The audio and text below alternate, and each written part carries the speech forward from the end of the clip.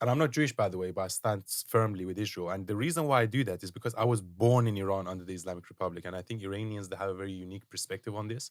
They know what it's like when your society is overtaken by Islamists, how the light just leaves your society. Imagine if Muslim Brotherhood took over the UK, or imagine if Hamas took over Israel.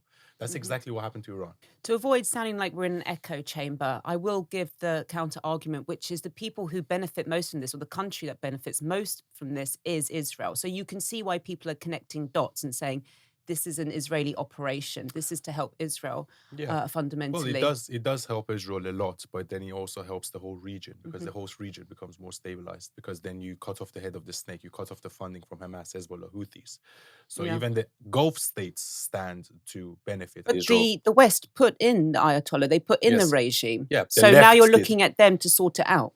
Yes, I do actually, because we need help. We need international help, because the Iranian people can't do it by themselves. They've tried many times, and the regime is barbaric. They kill everyone, they shoot everyone in the head. But also, let's not forget, it was the left-leaning governments of these countries that put the Ayatollahs in charge. It was President Carter, Yes. which is a Democrat, and also during the time, it was just before Margaret Thatcher came into power. Yes. In 1979, also in France.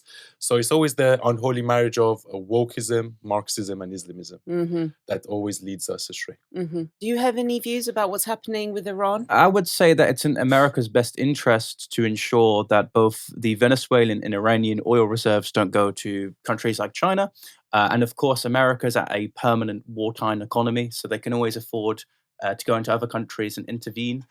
So I think it's within their best interests if they're going against Islamic fundamentalism. When it comes to the United Kingdom, however, I don't think we need any boots on the ground. Of course, we can give our ideological support to the Iranian people.